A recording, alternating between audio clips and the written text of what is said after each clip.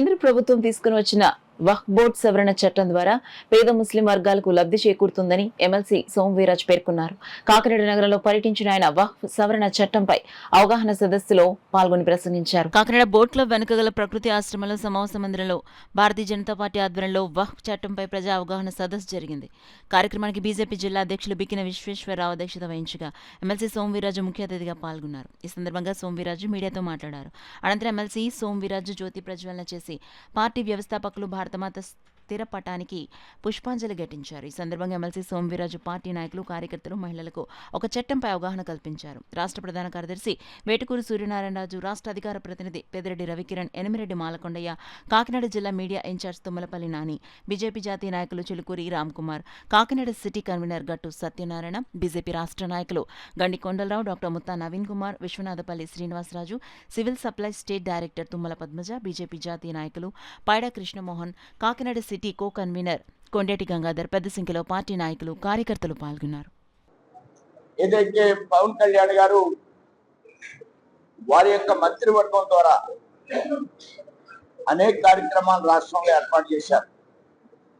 గతంలో 14-19లో ఏ విధంగా అయితే గ్రామాల్లో రోడ్లు అభివృద్ధి చెందినాయో అలాంటి అభివృద్ధిని వారి మంత్రిత్వ శాఖ ద్వారా ఎన్ఆర్ఈజీఎస్ ద్వారా 4,000 కోట్లతో రోడ్లు వేయడం, రాబోయేటువంటి రోజుల్లో జలజీవన మిషన్ యొక్క నిధులు కూడా ఆంధ్ర రాష్ట్రానికి తీసుకొచ్చేటువంటి ప్రయత్నం చేయడం, దేశంలో జలజీవన మిషన్ నిధుల్ని కేరళ లాంటి ప్రాంతాల్లో 42,000 కోట్లు, అలానే వెస్ట్ బెంగాల్లో 50,000 కోట్లు, మా ప్రభుత్వాలు లేని చోట్ల కూడా జలజీవన మిషన్ నిధుల్ని ఉపయోగిస్తే గత ప్రభుత్వం జలజీవన మిషన్ కి 4,000 కోట్లు కూడా ఖర్చు చేయలేనటువంటి దౌర్భాగ్య పరిస్థితి. దానికి విరుద్ధంగా రాబోయేటువంటి రోజుల్లో 50,000 కోట్ల రూపాయలు తీసుకొచ్చి వివిధ నదుల ద్వారా ప్రతి ఇంటికి కూడా మంచినీటి సౌకర్యాన్ని ఏర్పాటు చేయాలి.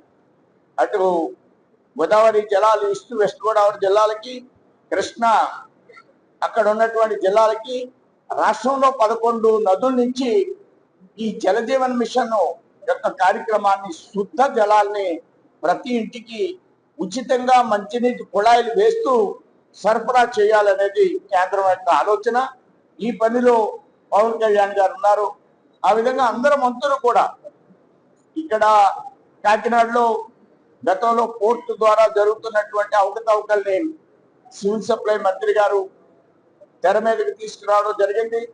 దానికి తగిన విధంగా ఇప్పుడు చాలా ఈ యొక్క పోర్టు, కాకినాడ పోర్టు అలాంటి అంశాల నుంచి దూరంగా జరిగినట్టుగా మనం గమనిస్తున్నాం.